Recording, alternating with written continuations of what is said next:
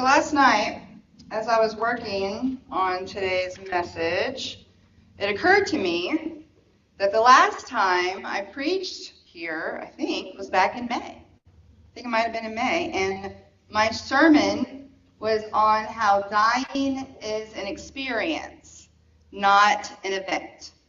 And the day after that is when I left for West Virginia to spend time with my friend whose cancer had returned.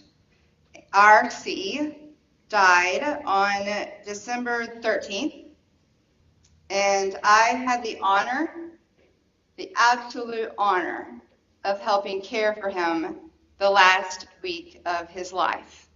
When I visited him in May, we had no idea that he would be gone from this earth before Christmas. We thought he had at least another year.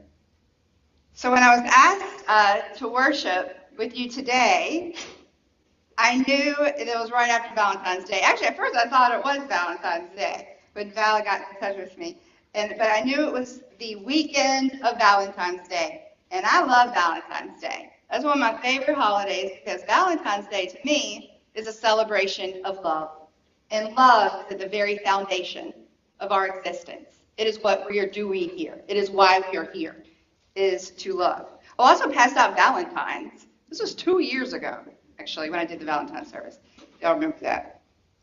So since I've been working as a chaplain for hospice in Hernando Pasco, I haven't really been doing too much guest preaching, but your worship committee is lovingly persistent, and it is such a blessing to be here because I love y'all so much. So today I get to share a message with you, which was the message that was on my heart, which is I am loving awareness. And this is an idea that is taught by Ram Dass, spiritual guru Ram Dass. What we're going to do before the sermon is watch a video. And the video you're about to watch, you'll hear Ram Dass introduce this philosophy of loving awareness. And so while the video is playing, it's about 3.5 minutes long. I invite you to relax your body and focus on your breathing as in meditation. And you can keep your eyes open or closed or just relax because the video is actually some photos and some videos that I took from my time with RC in West Virginia. And some of the photos are from the beginning of the summer when he was much healthier.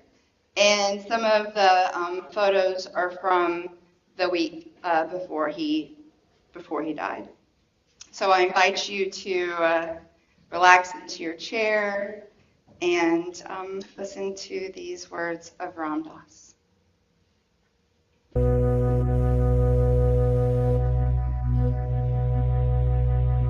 We have to get out of our minds. Our thinking mind. I'll tell you, I do it. I use a mantra, a phrase. I am loving awareness. I am loving awareness.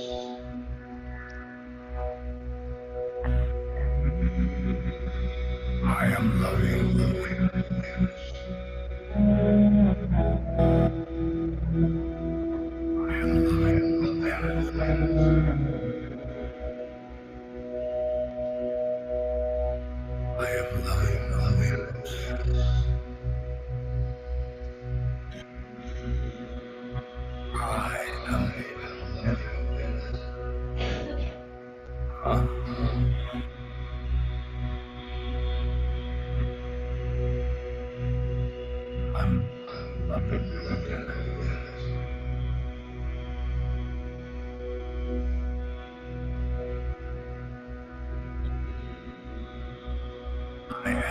Loving.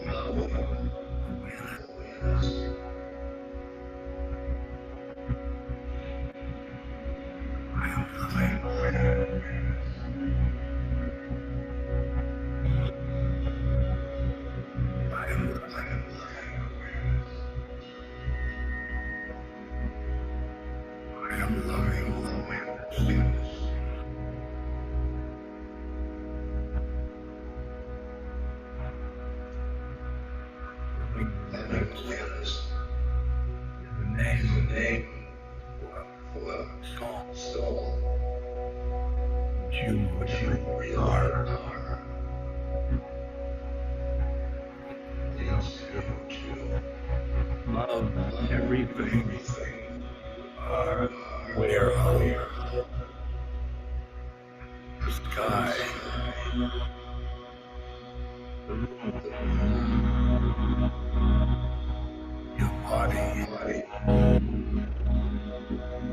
other people. And then I ride mantra into my heart.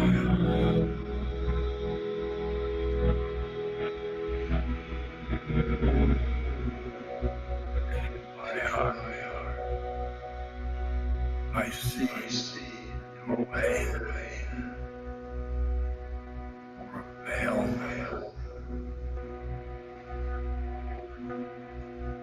the next plane,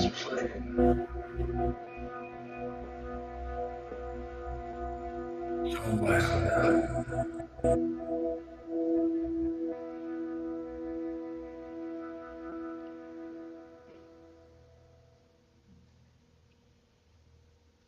So the video, those pictures that you saw, that was in West Virginia. There is a palace, a Hindu temple called the Palace of Gold in Moundsville, West Virginia, which is just a few minutes from RC's house. And that was essentially his second home, where he would go and meditate and walk, and it is so beautiful.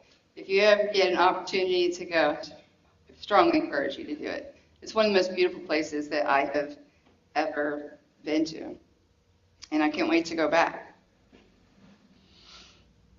So on the night of RC's worst pain during my visit in October, we were camping. And I lay beside him underneath the canopy of pine trees, and I listened to him, and he was in pain. And this is a man that was not taking any pain medicine. Stage 4 gastrointestinal cancer, that was SCAC. Wasn't wanting to take any pain medicine. But it got so bad that he was just moaning in pain. And I didn't know what to do. I asked him, I said, what can I do? And he said, I felt so helpless. And he said, just hold me. And I wrapped him in my arms, and he chanted, and he prayed, and he said, I am not afraid. I am grateful. I am not afraid. I am grateful. I scratched his back. I caressed his skin. I kissed his belly softly. It was full of tumors. Each kiss a prayer for the tumors to stop hurting him.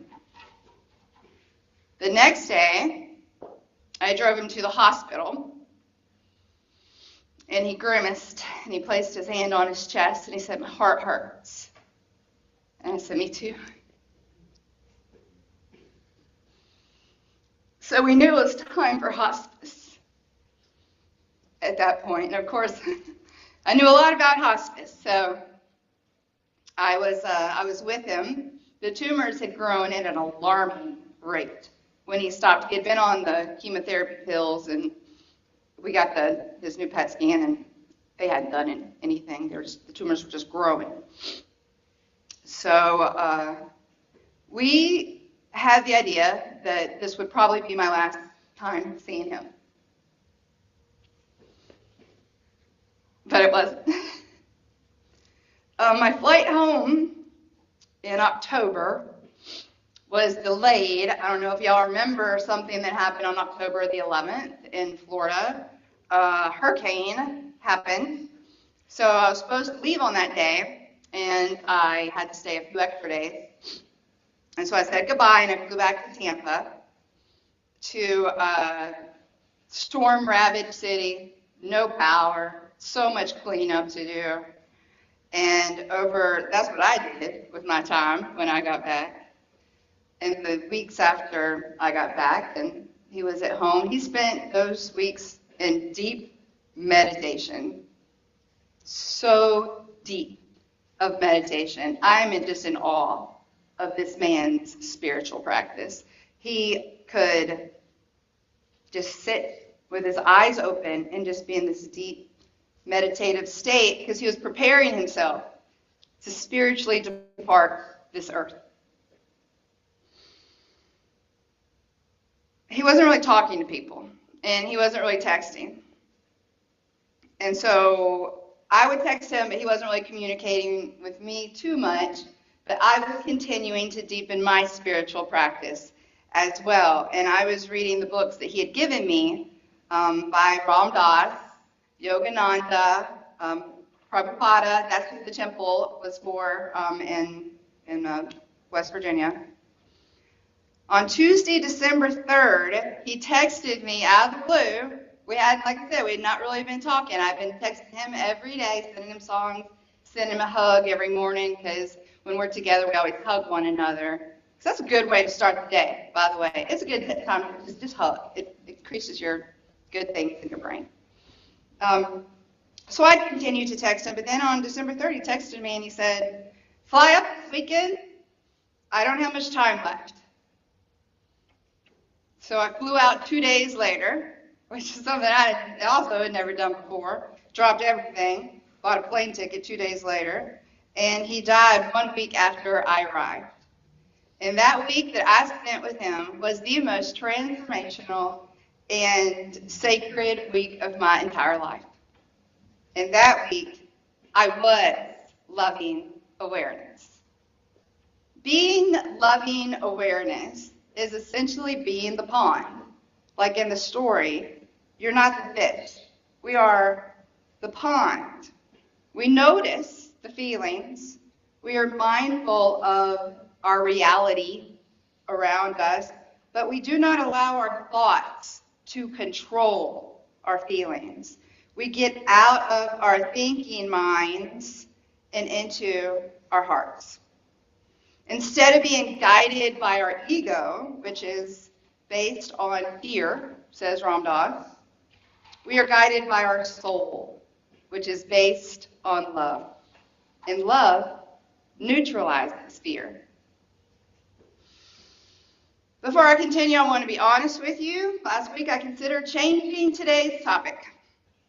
This is not something I have ever done in my 20 years of ministry. We typically announce the theme of our worship services pretty early, start planning weeks in advance. Changing the topic last minute is slightly frowned upon. Right? Y'all like to know what's coming up, what's going to be the topic. But I was really struggling to be the pond. I got to tell you, I've really been struggling. I was the angry fish. I was the angry fish. I was full of awareness. I was certainly very aware, but it wasn't really loving awareness. It was not awareness emanating from my heart. It was all brain. It was all brain. I thought, how am I going to preach a message on loving awareness, on getting out of my thinking mind, when every morning we have been waking up to another dramatic news story that has thrown my brain into chaos? Do I need to get the kids passports? How are we going to dismantle patriarchy? Our social workers are on the front lines seeing the impact of this administration on poor people. How do I help ease their anxiety?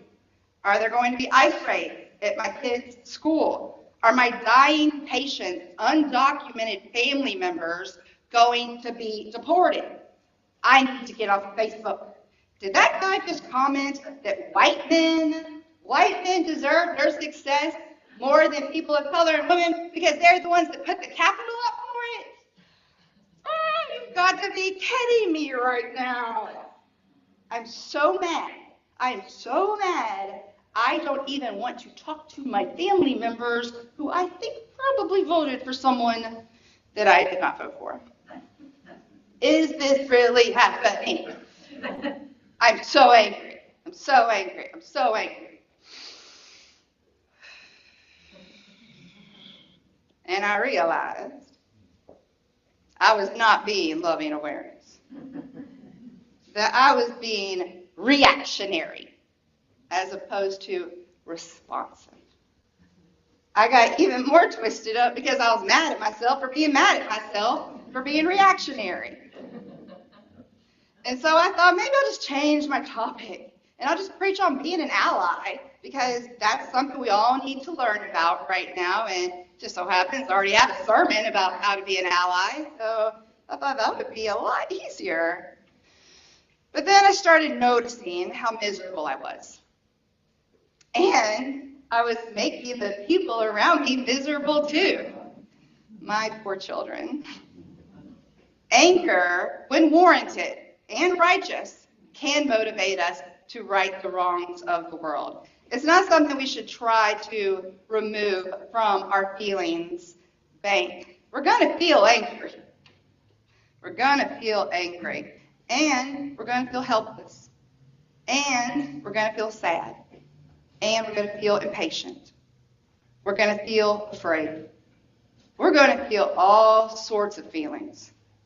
And as my job as a chaplain, what I do is help folks identify their feelings and normalize them. Acknowledging our feelings is healthy.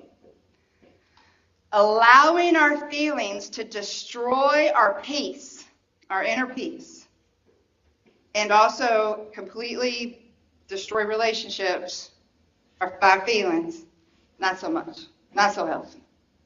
We must connect with our spiritual heart. So in the spiritual heart, says Ram Dass, there is peace, there is contentment, and there is compassion. There is also joy and wisdom. So when you say, I want a peaceful world, you don't look outside, you go inside where the peace exists. In Hinduism, the spiritual heart is called the Atman. It's the God within. I have a practice, says Ram Dass, in which I say to myself, I am loving awareness. To begin, I focus my attention in the middle of my chest on the heart-mind. I take a few deep breaths into my diaphragm to help me identify with it. I breathe in love, and I breathe out love. I watch all of the thoughts that create the stuff of my mind, and I love everything. I love everything that I am aware of. I just love and love and love. I love you, no matter how rotten you are. I love you because you are a manifestation of God. All I am is loving awareness. I am loving awareness. It means that wherever I look, anything that touches my awareness will be loved by me. That loving awareness is the most fundamental I. When I wake up in the morning, I'm aware of the air, the fan on the ceiling. I've got to love them. I am loving awareness. But if I'm an ego, I'm judging everything as it relates to my own survival. The air might give me a cold, which would cause pneumonia.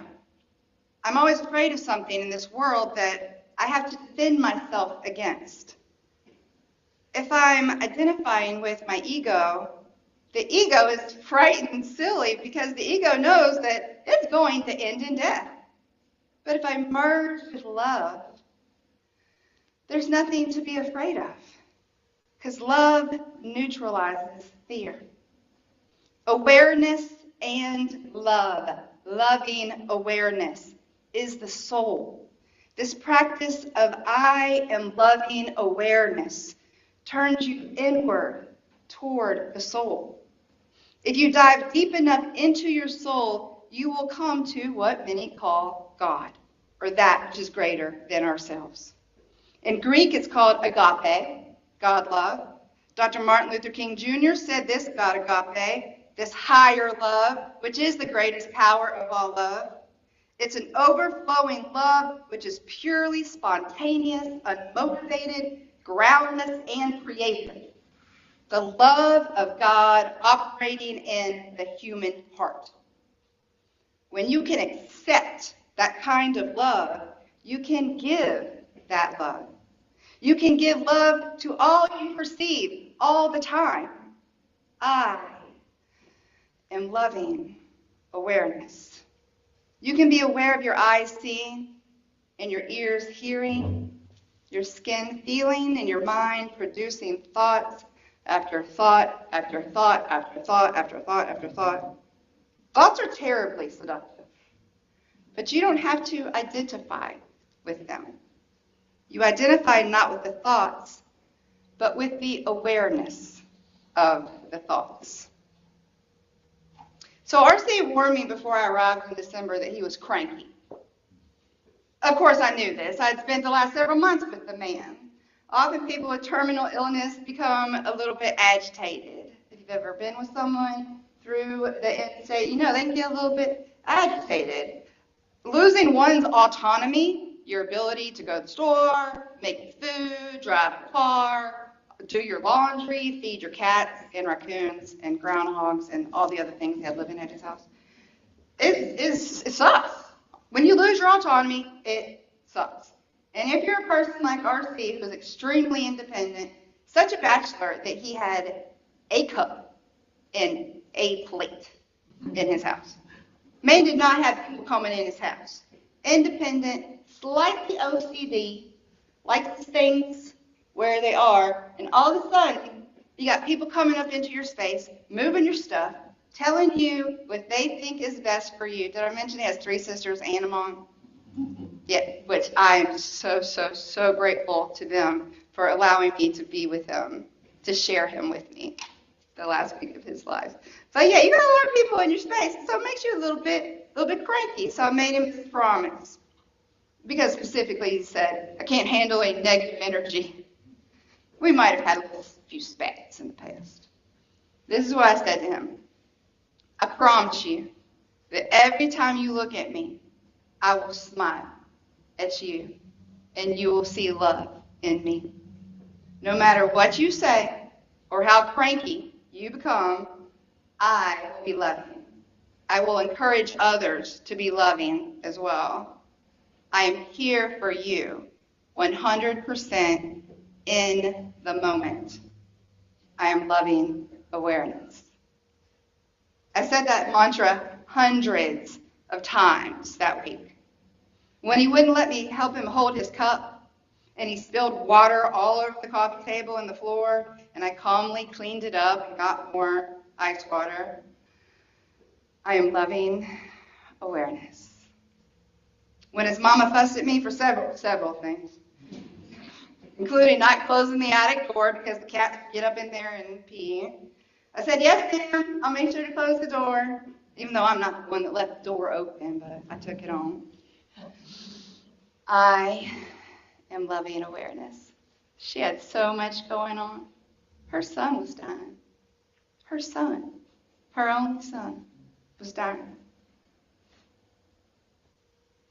And when that son snapped at me for not microwaving his ice cream because he had to have his ice cream, softer, but only 10 seconds, not 15 seconds, not 8 seconds, 10 seconds. So he kind of fussed at me, and I just ran downstairs and got him another bowl of ice cream, and I put it in the microwave for 10 seconds. I am loving awareness. At night, I would rub his neck and his head and his calves and his feet, which, by the way, should totally be a part of hospice. I think that massage therapy needs to be a part of hospice because it would relax him almost more than all the medicine he was on. It really relaxed his body and made his less pain. And So I would massage him, and like say if I was massaging his feet, I'd be bent over because he was in a hospital bed, So I'd be bent over, and I would think he was asleep, and so and he'd be like, more. Okay. So I would massage some more, and my back hurt, but I was grateful for the pain. I was so grateful for the pain. It was such an honor to stand there and massage his feet. And I would say the mantra, I am loving awareness. I am loving awareness. I am loving awareness. Everything was love that week. Or as RC would say, it was all perfect. The tense family dynamics, the fear, the frustration, it was all perfect. The experience showed me that I had a capacity for patience that I was definitely not aware of. I thought caregiving for a special needs child required patience. I have a special needs child.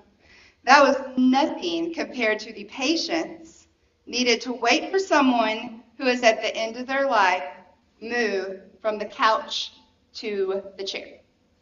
Because he would say, okay, ready to go. Okay. And we would sit 5 minutes, 7 minutes, 10 minutes. Just sit until he was ready. Things move a lot slower at the end of life. He was not in a hurry. I'll share a funny story about his level of patience. I don't know what it is, but he couldn't get enough ice. Like ice. He had to have ice. And the boy only drank out of copper mugs, so it melted really quickly. He was a very health conscious person. Vegetarian, by the way. Exercised every day. Didn't drink alcohol, smoke, anyway. And he drank out of a copper cup. I'm sure someone in here knows the significance of that. I'm sure it's some health thing. I needed him to have a Yeti because that ice was melting so quickly, and ice. He had to have ice all the time. So one day he asked for ice, and it took, literally a bag of ice, I would say a day. It took a little bit longer for me to get the ice. And normally it took like a minute or two, maybe it took 3. And he looked at me and he said, "Where did you go to get this? Outer space?"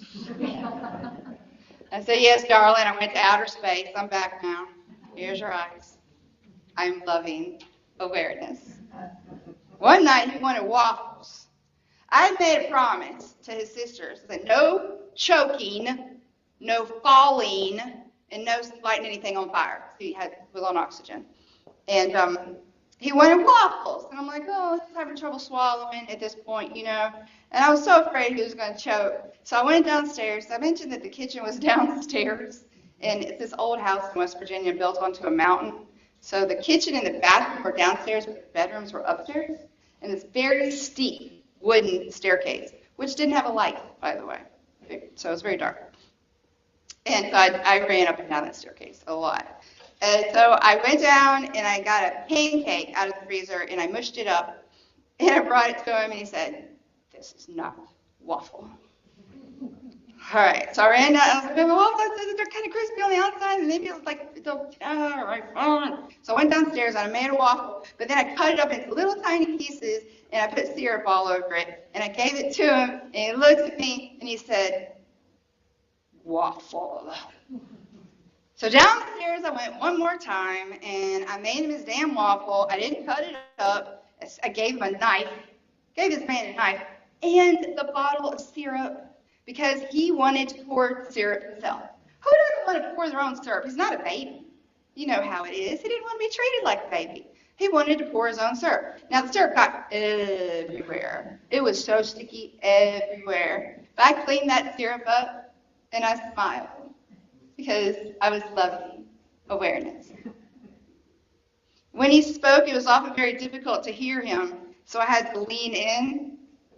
And he complained that my big hair was all up in his face. So for the rest of the week, I had my hair pulled back in a very tight ponytail in a bun like this. I am loving awareness. One day I leaned in and he told me that my breath stank. That actually cracked me up. I am loving awareness. I am not my thoughts. I am not my thinking mind. I am not my ego. Getting out of our heads and into our hearts is a concept that has been discussed in our denomination for as long as I can remember. I know some of y'all are newer to Unitarian Universalism. Some of y'all are raised in Unitarian Universalism. But there's kind of a little bit of a struggle between the head and the heart because we're a very intellectual denomination. And I'll mention something about that in a second. I recently read an article that said, loving awareness is like moving through life with rose-colored glasses.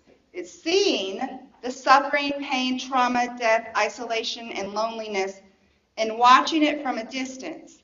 It's seeing the hurt with love instead of something that needs to be fixed or changed. So, I get that to a certain extent, but I'm an activist. Like I've always been an activist, and that little piece of looking at tragedy, looking at what's happening as something that doesn't need to be changed, I don't quite know how to reconcile with that piece of it. But even Ram Dass, I'll say this, even Ram Dass said that being loving awareness isn't the same as ignoring injustice. It's not the same. It's really quite the opposite, if you think about it, because when you are loving awareness, you are actually paying attention to the suffering that is happening. You are not closing your eyes to it. Things are bananas right now. Natural disasters, war, attacks on democracy. I'm not listening anymore because y'all know what's up. So all this global stuff is going on while at the same time your friend is dying of cancer and your brother is drinking too much and maybe you need to get your teeth cleaned or make another doctor's appointment, or perhaps you're struggling with your bills, or your children are struggling with their bills, or your health insurance deductible has just gone up and you didn't know about that.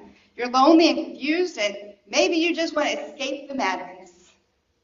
After the election, I may or may not have contemplated throwing away my smartphone and moving into the woods into a shack. That was not really sustainable or responsible of me to do. So yeah, I'm not doing that. But what is sustainable? What's responsible? Meditation. Prayer. Less social media. No cable news, or at least limited. Meditation.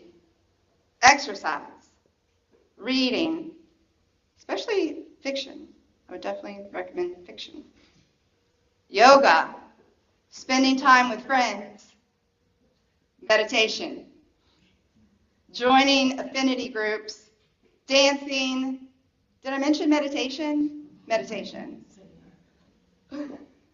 Before I close, I want to also mention the concept of grace. Because I was not really able to offer myself grace for succumbing to my anger last week. If any of y'all my Facebook friends, I know there's at least one of y'all know, I got angry. I got real angry. And then I just put it out there. I'm mad. I'm so mad. And then I was like, oh no, what did I do? And then I'm like, you know what? It's okay. You're going to get mad. We're going to fall. We're not perfect. I can't hold myself up to this standard and expect that I'm always going to be kind and cheerful and joy-filled. I'm only human. We are only human. So offer yourself grace. If you feel a certain way and then you're like, oh, I should, just offer yourself grace. Just offer yourself grace. We make mistakes. Ram Dass made all sorts of mistakes. If you ever listen to his stories, he has all sorts of stories about his stumbles as he grew spiritually.